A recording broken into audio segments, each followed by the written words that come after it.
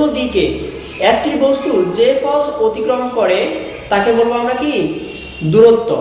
দূরত্ব কাকে বলতেছি আমরা?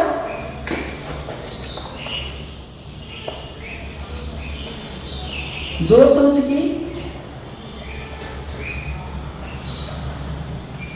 দূরত্ব হচ্ছে যে কোনো দিকে বস্তু মোট যে পথ অতিক্রম করে তাকে দূরত্ব বলে। আবার কি সরণ? কি সরণ? হচ্ছে নির্দিষ্ট দিকে বস্তু যে দূরত্ব অতিক্রম করে তাকে সরণ বলে। এখন দেখো এখানে আমরা সংজ্ঞা থেকেই কিন্তু দূরত্ব এবং সরণের পার্থক্য আমরা বের করতে পারবো। সংজ্ঞা থেকে আমরা দূরত্ব এবং সরণের পার্থক্য বের করতে পারবো। হ্যাঁ, এখন এই দূরত্ব সরণ আমি একটা চিত্রের মাধ্যমে তোমাদের আলোচনা করব। সেই আলোচনাটা তোমরা খুব গুরুত্বপূর্ণ, সেই আলোচনাটা তোমরা ভালো করে বোঝার চেষ্টা করবে এবং সেই আলোচনা কতটুকু মানে ওইখান থেকে দূরত্ব এবং সরণ যে কত তাড়াতাড়ি বোঝা যায় সে সম্পর্কে তোমরা জানবে বা জানাবো। দেখো আমরা একটা চিত্র অঙ্কন করি। মনে করো বাড়ি, এটা মনে করো বাড়ি। বাড়ি থেকে মনে করো আমরা যাবো স্কুলে। বাড়ি থেকে স্কুলে যাব, এখান থেকে মনে করো 1 মিটার দূরত্ব অতিক্রম করলাম, এইখান থেকে আবার এদিকে মনে করো 1 মিটার দূরত্ব অতিক্রম করলাম। এটা মনে করো একটা হচ্ছে বাজার। এটা কি হলাম? এটা মনে করো বাড়ি, এটা হচ্ছে বাজার। এই বাজার থেকে মনে করো আর একটু দূরে গিয়ে মনে করো একটা রাস্তা, চৌরাস্তার মোড় হতে পারে, চৌরাস্তার মোড় হতে পারে। আবার এখান থেকে তারপরে আমরা কোথায় গেলাম? স্কুলে গেলাম। দেখো বাড়ি থেকে এইটুকু পর্যন্ত আমরা 1 মিটার দূরত্ব অতিক্রম করলাম, এই বিন্দু থেকে বাজার পর্যন্ত আমরা 1 মিটার দূরত্ব অতিক্রম করলাম। বাজার থেকে মনে করো এটা আমরা 1 মিটার দূরত্ব অতিক্রম করলাম। আচ্ছা আমরা এটা 1 মিটার ধরি, এখান থেকে এটা 1 মিটার ধরি।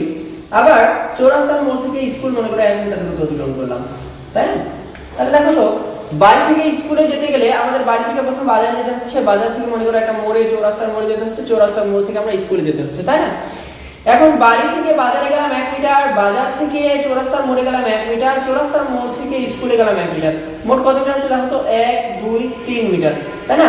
তাহলে দেখো বাড়ি থেকে স্কুলে যাওয়ার পথে আমরা মোট 3 মিটার দূরত্ব অতিক্রম করলাম। এই দূরত্বটা কোন দিকে? বাড়ি থেকে বের হলাম, বের হয়ে বাজারে গেলাম, বাজার থেকে আবার বের হয়ে চৌরাস্তার মোড়ে গেলাম, চৌরাস্তার মোড় থেকে আবার স্কুলে গেলাম। তারপরে কি একটা বাড়ি থেকে যে কোনো স্কুল কিন্তু আসলে সোজাসুজি হতে পারে না। যদি বাড়ির পাশে স্কুল হয় সেই হিসাবটা আলাদা, কিন্তু যদি আমাদের গ্রামে বাড়ি হয়, স্কুল শহরে হয়, সেক্ষেত্রে আমাদের কিন্তু এইভাবে অনেকগুলো মোড়, অনেকগুলো বাজার পার হয়ে কিন্তু স্কুলে পৌঁছাতে হয়। তাহলে এই যে আমি অনেকগুলো মোড়, অনেকগুলো বাজার পার হয়ে স্কুলে গেলাম, এখানে কত মোট এখানে যে আমরা দূরত্বটা অতিক্রম করলাম বা এখানে যে আমাদের অবস্থানে পরিবর্তন ঘটলো, বাড়ি থেকে বাজারে 1 মিটার, বাজার থেকে চৌরাস্তার মোড় 1 মিটার, চৌরাস্তার মোড় থেকে স্কুল 1 মিটার, এখানে মোট যে মানে ডিসটেন্সটা, মোট যে অবস্থানে পরিবর্তনটা 3 মিটার না? এই 3 মিটারকে বলা হচ্ছে দূরত্ব। এই 3 মিটারকে বলা হচ্ছে কি? দূরত্ব। ঠিক আছে? এখন তাহলে দূরত্বের সংজ্ঞাটা কি? যে কোনো দিকে বস্তু মোট যে পথ অতিক্রম করে, যে কোনো দিকে।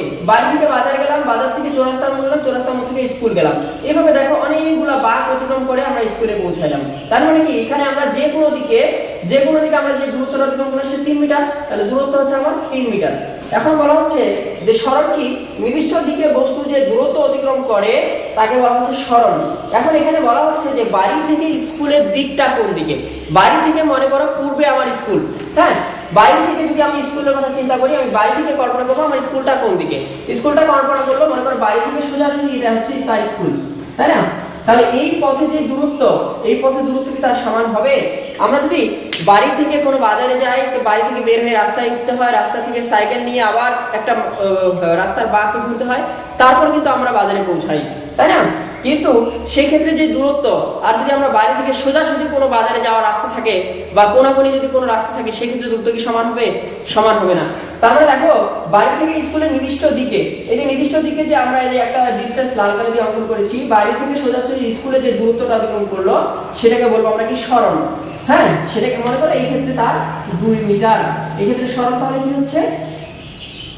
2 মিটার। এখন দেখো, এখান থেকে আমরা আসলে রাশিটা আসলে এই মানে চিত্র থেকে আমরা আলোচনা করতে পারি। দেখো, আমরা যে বাড়ি থেকে যে স্কুলে গেলাম, মোট কত মিটার? 3 মিটার দূরত্ব অতিক্রম করলাম। এখানে কোনো কি দিকের কথা উল্লেখ করা আছে? দেখো, বাড়ি থেকে যে স্কুলে গেলাম, কোনো দিক কি নির্দিষ্ট করে বলা আছে যে অমুক দিক থেকে অমুক দিকে যেতে হবে? কোনো নির্দিষ্ট দিকের কথা কিন্তু উল্লেখ করা নেই। যেহেতু দূরত্ব পরিমাপের সময় আমাদের দিকের দূরত্ব পরিমাপের সময় যেহেতু আমাদের দিকের নির্দিষ্ট কোনো দিকের দরকার হচ্ছে না, সেহেতু আমরা দূরত্বকে কোন রাশি বলতে পারি? দূরত্বকে বলতে পারি আমরা কি? স্কেলার রাশি। কারণ কি, আমরা এর আগে ভিডিওতে আলোচনা করেছিলাম স্কেলার রাশি কি? যে রাশি প্রকাশ করার জন্য শুধু মানের দরকার হয়, দিক নির্দেশের দরকার হয় না, তাকে বলবো আমরা স্কেলার রাশি। যেহেতু দূরত্ব পরিমাপের সময় আমাদের কোনো নির্দিষ্ট দিকের দরকার হয় না, শুধুমাত্র আমাদের মান দিয়েই আমরা দূরত্বকে বের করতে পারতেছি, সেই ক্ষেত্রে দূরত্ব হচ্ছে কি? স্কেলার রাশি। আবার সরণ দেখো, বাড়ি থেকে যে স্কুল গেল, একটা নির্দিষ্ট দিকে কিন্তু সে পথ অতিক্রম করলো। নির্দিষ্ট দিকে যে পথ অতিক্রম করলো, তো তার একটা দিকে দরকার হচ্ছে, অর্থাৎ তার যে আমরা মানটা পাইলাম 2 মিটার, এই 2 মিটার হচ্ছে কি? একটা নির্দিষ্ট দিকে পাইলাম। যেহেতু এখানে নির্দিষ্ট দিকের কথা উল্লেখ আছে, এখন সরণকে প্রকাশ করার জন্য আমাদের কি হচ্ছে? মানেরও দরকার হচ্ছে, দিকের দরকার হচ্ছে।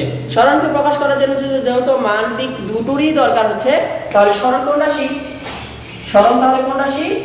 ভেক্টর রাশি। সরণ কোন রাশি? ভেক্টর রাশি। এখন দূরত্বকে প্রকাশ করা হয় d দ্বারা, দূরত্বকে প্রকাশ করা হয় d দ্বারা, এবং সরণকে প্রকাশ করা হয় s দ্বারা। এখন দেখো, সুপ্রিয় শিক্ষার্থীরা, আমরা যদি দূরত্ব এবং সরণের পার্থক্য নির্ণয় করতে চাই, তাহলে আমরা সহজেই কিন্তু এর পার্থক্য বের করতে পারি। কেন? কারণ দূরত্ব আর সরণ দিয়ে পার্থক্য বের করতে চাই। দূরত্ব কি? দূরত্ব প্রকাশ করার জন্য শুধু মানের দরকার, হ্যাঁ, দিকের দরকার নেই। সরণ প্রকাশ করার জন্য মান দিক উভয়ের দরকার। দূরত্ব স্কেলার রাশি, সরণ কি? ভেক্টর রাশি। দূরত্বকে প্রকাশ করা হয় d দ্বারা, সরণকে প্রকাশ করা হয় s দ্বারা। তো সুপ্রিয় শিক্ষার্থীরা, এই দূরত্ব সরণ কত সহজ এটা আমি তোমাদের বুঝিয়ে দিলাম। এখন আমরা দেখব দূরত্ব থেকে দ্রুতি এবং সরণ থেকে বেগ কিভাবে আসে। হ্যাঁ, দ্রুতি এবং বেগ সম্পর্কে আলোচনা করি। দ্রুতি কি জিনিস? দ্রুতি হচ্ছে যে কোনো দিকে, অর্থাৎ যে কোনো দিকে বস্তু যে পথ অতিক্রম করে তাকে আমরা শিখলাম কি? দূরত্ব। তাহলে দ্রুতি হচ্ছে কি? কোন গতিশীল বস্তুর সরণ বা দূরত্ব যদি বক্রপথে বা সরল পথে যেভাবে অবস্থান করুন না কেন, বা অর্থাৎ দূরত্বের পরিবর্তনের হারকেই বলবো আমরা দ্রুতি। দূরত্বের পরিবর্তনের হারকে বলবো আমরা কি?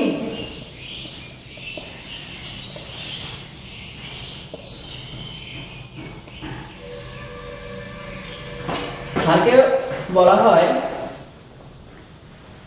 দ্রুতি।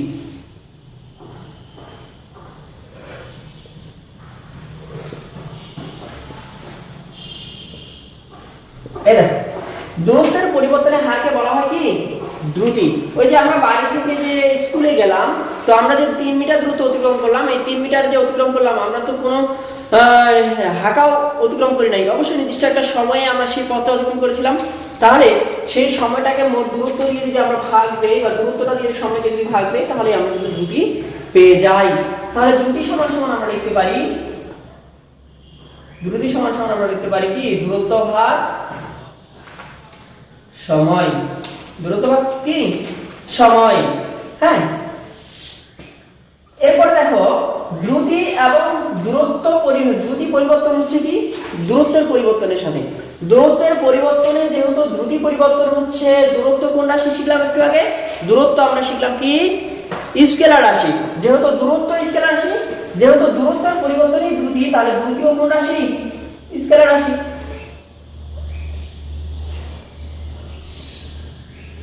ঠিক আছে, এরপরে দেখো বেগ। এরপরে কি? বেগ। এই বেগ কি?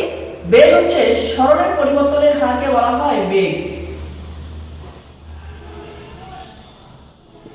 পরিবর্তনের হারকে বেগ বলে।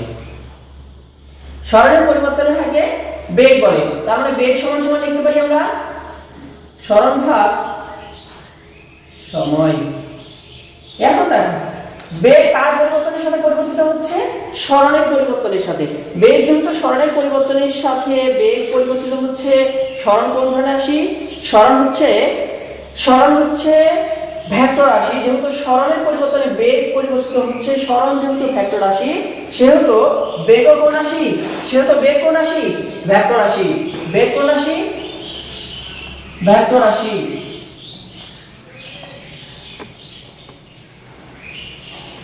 কারণ বেগ প্রকাশ করতে গেলে, অর্থাৎ বেগের মান নির্ণয় করতে গেলে নির্দিষ্ট একটা দিকে আমাদের বেগের মান নির্ণয় করতে হবে। এখন আমরা এই দ্রুতি এবং বেগ এদের যে মাত্রা এবং একক রয়েছে সেগুলো আমরা বের করব। হ্যাঁ, আমরা একক বের করি। যদি একক বের করতে চাই, দেখো দূরত্বকে প্রকাশ করে দ্রুতিকে প্রকাশ করে ভি দ্বারা। এখন দূরত্বের একক কি? মিটার সমান একক সেকেন্ড। এখন দেখো মিটার পার সেকেন্ড, আমরা যদি 1/2 স্কয়ার হয় এটাকে কি লেখা যায়? 2 ইনভার্স 2 লেখা যায় না? আর 1/2 যদি 2 হয় তাহলে কি লেখা যায়? 2 ইনভার্স 1 লেখা যায় না? ঠিক তেমনি s টা যদি উপরে চলে যায় s ইনভার্স 1 হয়ে যাবে না? ঠিক আছে, এখন যদি আমরা মাত্রা বের করতে চাই v, এখন দেখো দূরত্বের মাত্রা হচ্ছে l, সময়ের মাত্রা হচ্ছে t। সময়ের মাত্রা কি? t। এই t টা উপরে গেলে কি হবে? lt inverse 1। এখানে আরেকটা জিনিস বলি যে মাত্রা সব সময় থার্ড ব্র্যাকেট দ্বারা আবদ্ধ করা হয়ে থাকে। মাত্রা সব সময় কি? থার্ড ব্র্যাকেট দ্বারা আবদ্ধ করা হয়ে থাকে। এখন বেগ কি? বেগে এবং দ্রুতির মাত্রা এবং একক কিন্তু একই। ঠিক আছে, একক দেখো বেগকেও ভি দ্বারা প্রকাশ করা হয়, সরণ হচ্ছে মিটার, সময় হচ্ছে সেকেন্ড, এরকম হচ্ছে ms + 1। হ্যাঁ, আর মাত্রা কি? ভি। সরণের মাত্রা l, সময়ের মাত্রা t, তার মানে কি lt ইনভার্স 1। lt inverse 1। দেখো দ্রুতি এবং বেগের মাত্রা এবং একক কিন্তু একই, শুধু তাদের মধ্যে প্রধান পার্থক্য হচ্ছে কি যে দ্রুতি প্রকাশ করার সময় আমাদের কোনো নির্দিষ্ট দিকের দরকার হয় না, মান দিয়ে সেটা আমরা প্রকাশ করতে পারি। কিন্তু বেগ প্রকাশ করার জন্য মান দিক উভয়েরই দরকার হয়। যেহেতু দ্রুতি প্রকাশ করার জন্য আমাদের দিকের দরকার হয় না, এজন্য দ্রুতি কোন রাশি? স্কেলার রাশি। বেগ প্রকাশ করার জন্য যেহেতু মান দিক উভয়ের দরকার হয়, এজন্য বেগ ভেক্টর রাশি। হ্যাঁ, এই দ্রুতি এবং বেগ এর মাত্রা কিন্তু একই। এর মাত্রা কিন্তু কি? একই। হ্যাঁ, এখন দেখো দ্রুতি পরিমাপের যন্ত্রের নাম হচ্ছে স্পিডোমিটার। দ্রুতি পরিমাপের যন্ত্রের নাম কি?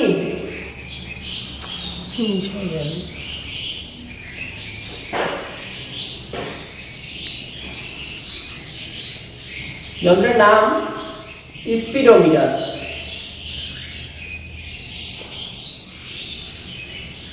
আর বেগ পরিমাপের যন্ত্রের নাম হচ্ছে কি? এই বেগ পরিমাপের যন্ত্রের নাম কিন্তু যখন তোমরা ঢাকা ইউনিভার্সিটি বা বিভিন্ন ইউনিভার্সিটিতে বা মেডিকেল কলেজে তোমরা যখন ভর্তি পরীক্ষা দিবা তখন কিন্তু বেগ পরিমাপের যন্ত্রের নাম আসে। তো এই যন্ত্রের নাম কিন্তু তোমাদের যে বোর্ড বইটা আছে সেই বোর্ড বই কিন্তু নেই। ঠিক আছে, বেগ পরিমাপের যন্ত্রের নাম হচ্ছে ভ্যালাটোমিটার। তাই বেগ পরিমাপের যন্ত্রের নামটা তোমরা ভালো করে মনে রাখার চেষ্টা করবে, কারণ যেহেতু এটা তোমাদের বইয়ে উল্লেখ করা নেই সেহেতু এই মানটা তোমরা ভালো করে মুখস্থ রাখার চেষ্টা করবে। তাহলে দেখো দ্রুতি পরিমাপের যন্ত্রের নাম হচ্ছে কি? স্পিডোমিটার। বেগ পরিমাপের যন্ত্রের নাম হচ্ছে কি? ভ্যালাটোমিটার। তো এখন আমরা এই যে আলোচনা করলাম দ্রুতি এবং বেগ, এই দ্রুতি এবং বেগের পার্থক্য আমরা আলোচনা করব। ঠিক আছে, দ্রুতি এবং বেগের পার্থক্য আমরা আলোচনা করব। আমরা কিন্তু এই যে সংজ্ঞা থেকে কিন্তু আসলে আমরা পার্থক্যগুলো সুন্দরভাবে লিখতে পারি। ঠিক আছে, সংজ্ঞা থেকে কিন্তু আমরা পার্থক্যগুলো সুন্দরভাবে লিখতে পারি। এক পাশে আমরা দ্রুতি লিখি, এক পাশে আমরা বেগ লিখি।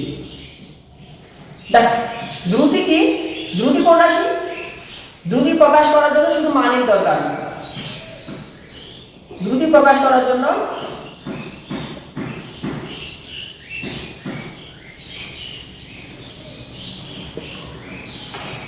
শুধু মানের দরকার।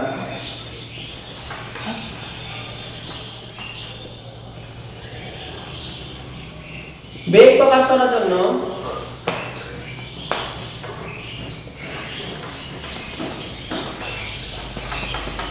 মান দিক উভয়ের দরকার।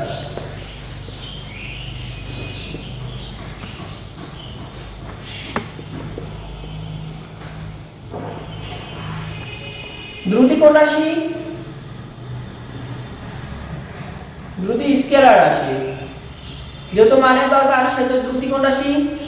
স্কেলার রাশি। আর বেগ মান দিক উভয়ের দরকার, এই জন্য বেগ কোন রাশি?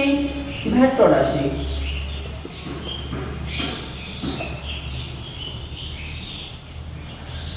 ঠিক আছে, এরপরে কি স্কেলার রাশি কি বীজগণিতের নিয়ম মেনে চলে না চলে না? আমরা স্কেলার রাশি এবং এর আগের ভিডিওতে আমি রাশি সম্পর্কে আলোচনা করেছিলাম। সেই রাশি তোমরা যারা এই স্কেলার রাশি এবং ভেক্টর রাশি যাদের ক্লিয়ার নয়, তোমরা এর আগের ভিডিওটা তোমরা ভালো করে দেখে নিবা, তাহলে রাশি জিনিসটা তোমাদের আরো ভালো করে ক্লিয়ার হয়ে যাবে। স্কেলার রাশি বীজগণিতের নিয়মানুসারে যেহেতু মেনে চলে, তাহলে দ্বিতীয় দ্বিতীয় কি বীজগণিতের রাশি মেনে চলে। দ্বিতীয় কি বীজগণিতের রাশি বা বীজগণিতের নিয়ম মেনে চলে।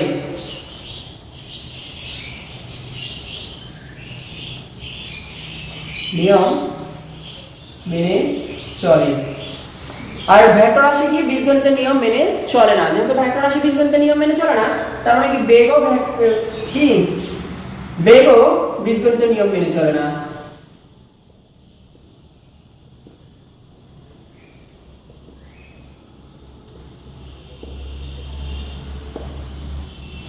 আরেকটা প্রধান পার্থক্য কি হতে পারে? দুটি পরিমাপের যন্ত্রের নাম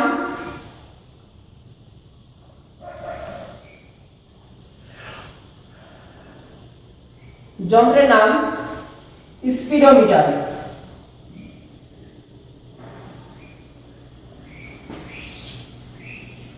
বেগ পরিমাপের যন্ত্রের নাম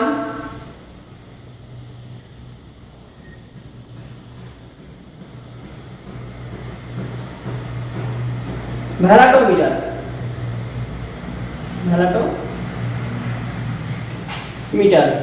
এরপরে কি পার্থক্য হতে পারে? এরপর আরেকটা কথা, আরো পার্থক্য অনেকগুলো লেখা যায় যে মানের পরিবর্তন হলেই শুধু দ্রুতির পরিবর্তন করা সম্ভব, কিন্তু বেগের পরিবর্তন করার জন্য মান দিক উভয়ের পরিবর্তন হতে হবে। হ্যাঁ, আমি শুধু ইম্পর্টেন্ট তোমাদের যে পার্থক্যগুলো সেই পার্থক্যগুলো লিখে দিলাম। এছাড়াও আমরা আরো অনেক পার্থক্য লিখতে পারি। হ্যাঁ, আমরা কিন্তু রাশির পার্থক্যগুলোও থেকে কিন্তু আমরা দ্রুতি এবং বেগের পার্থক্য ধরাতে পারি। যেমন হচ্ছে স্কেলার রাশি কি ছিল? শুধু মানের পরিবর্তন হলে স্কেলার রাশি পরিবর্তন হয়। যেহেতু দ্রুতি স্কেলার রাশি সেহেতু কি মানের পরিবর্তন হলেও দ্রুতির পরিবর্তন হয়, দিকের দরকার হয় না। এরপরে দেখো বেগ যেহেতু ভেক্টর রাশি, ভেক্টর রাশির আরেকটা ছিল কি গুরুত্বপূর্ণ পার্থক্য ছিল যে ভেক্টর রাশি পরিবর্তনের জন্য মান দিক উভয়ের পরিবর্তন করতে হয়। যেহেতু বেগ ভেক্টর রাশি সেহেতু বেগের পরিবর্তনের জন্য মান দিক উভয়ের পরিবর্তন হতে হবে। হ্যাঁ, এরপরে আমরা আলোচনা করব সুষম বেগ এবং অসম বেগ। এটা খুবই গুরুত্বপূর্ণ জিনিস। সুষম বেগ এবং অসম বেগ কি জিনিস? সুষম বেগ এবং অসম বেগ।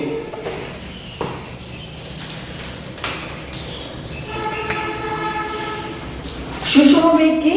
এখানে বেগ বৃদ্ধির হারটা যদি একই হারে বৃদ্ধি পায়, বেগ বৃদ্ধির হারটা যদি একই হারে বৃদ্ধি পায়, মনে করো 1 সেকেন্ডে সে গেল 2 মিটার, 2 সেকেন্ডে গেল 4 মিটার, 3 সেকেন্ডে গেল 8 মিটার, এইভাবে যদি প্রতি সেকেন্ডে তার যদি বেগটা যদি প্রতি সেকেন্ডেই তার বেগ যদি পরিবর্তন হয়, অর্থাৎ বেগের পরিবর্তনটা এমন ভাবে হবে প্রতি সেকেন্ডেই তার একটা পরিবর্তন আসবে।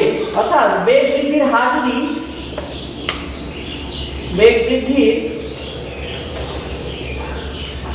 হার যদি সমহারে বৃদ্ধি পায় তাকে সুষম বেগ বলে।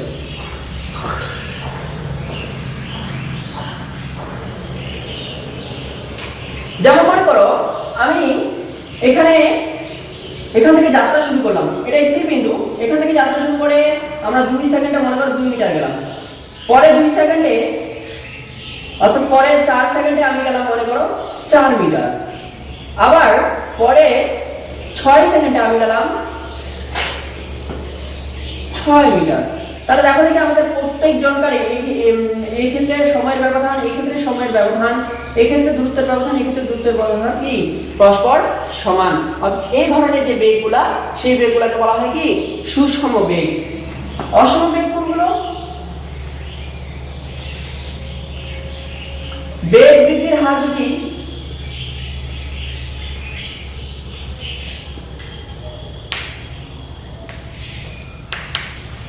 সমহারে বৃদ্ধি না পায়, অসম হারে বৃদ্ধি পায়, তাকে অসম বেগ বলে। যেমন মনে করো সে এখান থেকে যাত্রা শুরু করে 2 সেকেন্ডে মনে করো গেল 2 মিটার, আবার সে পরের বিন্দু থেকে যাত্রা শুরু করে আবার পরে 4 সেকেন্ডে গেল 3 মিটার, আবার পরে দেখো 6 সেকেন্ডে সে গেল 5 মিটার বা মনে করো 7 মিটার। হ্যাঁ, দেখো এই ক্ষেত্রে সময়ের ব্যবধান একই, কিন্তু দেখো দূরত্বের ব্যবধান কিন্তু আলাদা।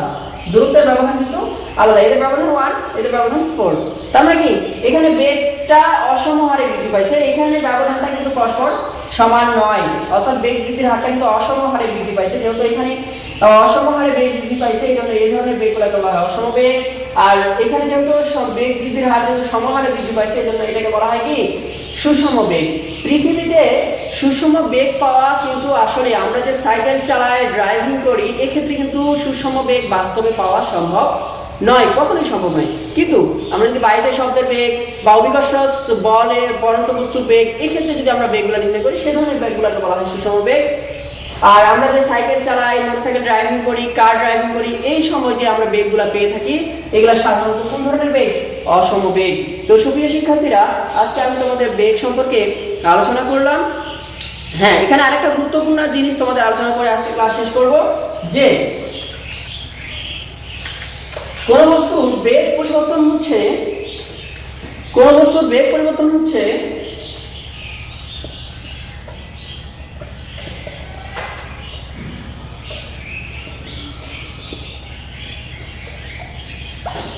কিন্তু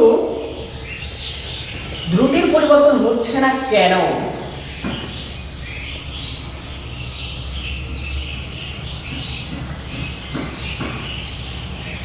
পরিবর্তন হচ্ছে না, এটা কি সম্ভব? দেখো এখানে গুরুত্বপূর্ণ একটা জিনিস আছে, যে কোন বস্তুর বেগ পরিবর্তন হচ্ছে কিন্তু দ্রুতির পরিবর্তন হচ্ছে না, এটা কি বাস্তবে সম্ভব? হ্যাঁ, সম্ভব। কেন সম্ভব? আমাদের মাথার উপর ফ্যান ঘুরতে দেখি আমরা, তাই না? ফ্যান যখন ঘুরতে দেখি, তোমরা এই ফ্যানকে ঘোরার আগে বা ফ্যান স্টার্ট করার আগে ফ্যানের পাখাগুলোকে মার্ক করে দাও। একটা পাখা 1 নম্বরে, একটা পাখা 2 নম্বরে, একটা পাখা 3 নম্বরে মার্ক করে দাও। দেখো ফ্যানের পাখাগুলো যখন ঘুরে, তখন এই ফ্যানের পাখাগুলো কিন্তু নির্দিষ্ট দূরত্বে একই বেগে কিন্তু তারা ঘুরতে থাকে। একই বেগে তারা ঘুরতে থাকে, যেহেতু তারা একই বেগে ঘুরতে থাকে, তাদের কি কোনো মানের পরিবর্তন হচ্ছে? কোনো মানের পরিবর্তন হচ্ছে না। কোনো মানের পরিবর্তন না হচ্ছে মানে কি দ্রুতির পরিবর্তন হচ্ছে না। কিন্তু দেখো পাখাগুলোতে তুমি মার্ক করে দিচ্ছ, দেখো 1 নম্বর পাখাটা কখনো দেখবা যে উত্তর দিকে, কখনো দক্ষিণ দিকে, কখনো পশ্চিম দিকে, কখনো এভাবে বিভিন্ন দিকে তার পাখাগুলো কিন্তু অবস্থান বা পাখার যে নাম মার্ক করে দেওয়া হয়েছিল, এই পাখাগুলো কিন্তু পরিবর্তন করতেই আছে। এই পাখার 1 নম্বর, 2 নম্বর, 3 নম্বর, এই 1 নম্বর পাখা এক এক সময় এক রকমের, আর 2 নম্বর পাখা এক এক সময় এক রকম, এভাবে কিন্তু তার পাখাগুলো প্রতিটি মুহূর্তেই তার দিকের পরিবর্তন করতেছে। আর আমরা জানি দিকের পরিবর্তন করলে বস্তুর বেগের পরিবর্তন হয়, দিকের পরিবর্তন করলে বস্তুর বেগের পরিবর্তন হয়। আমরা আরেকটা উদাহরণের মাধ্যমে আলোচনা করি। আমরা একটা সুতোর উপরে বা সুতোর মাথায় যদি আমরা দড়ি বেঁধে দিই বা একটা কোনো বস্তুকে বেঁধে দিয়ে যদি আমরা ঘোরানোর চেষ্টা করি, দেখবা যে প্রতি সময়ে বস্তুটি, অর্থাৎ প্রতি সময় যে বস্তুটি, এই যে বস্তুটাকে ঘোরাচ্ছি, অর্থাৎ এই ঢিলটাকে যে ঘোরাচ্ছি, এই ঢিলটা দেখবে যে প্রতি মুহূর্তেই তার কিন্তু দিকের পরিবর্তন করতেছে। তাদের মানের পরিবর্তন হচ্ছে না ঠিকই, কিন্তু ওই যে বস্তুটা ঘোরাচ্ছি আমরা, এই ঘুরন্ত যে বস্তুটা ঘুরতেছে, এই যে বস্তুটা কখনো এইদিকে, কখনো এইদিকে, কখনো পিছনে, কখনো সামনে, এইভাবে কিন্তু তার দিক পরিবর্তন করতেছে। আর আমরা জানি দিক পরিবর্তন করলে বেগের পরিবর্তন হয়। আর যেহেতু বস্তুটা একই বেগে ঘুরতেছে, মানের পরিবর্তন হচ্ছে না, মানের যেহেতু পরিবর্তন হচ্ছে না তার মানে দ্রুতির পরিবর্তন হচ্ছে না, কিন্তু বস্তুটার দিক কিন্তু প্রতি মুহূর্তেই পরিবর্তন হচ্ছে। এই জন্য পৃথিবীতে বস্তুর বেগের পরিবর্তন হলেও দ্রুতি পরিবর্তন হচ্ছে না, এরকম বস্তু পাওয়া সম্ভব। তো সুপ্রিয় শিক্ষার্থীরা, আমাদের এই ভিডিওগুলো যদি তোমাদের ভালো লেগে থাকে তাহলে অবশ্যই তোমরা আমাদের এই চ্যানেলটিকে সাবস্ক্রাইব করবা। সাবস্ক্রাইব করার পাশাপাশি পাশে থাকা যে বেল আইকনটি রয়েছে সেই বেল আইকনটি তোমরা ক্লিক করে দিবা, যেন আমাদের তৈরি করা ভিডিওগুলো সবার আগে পৌঁছে যায় তোমাদের কাছে। ধন্যবাদ।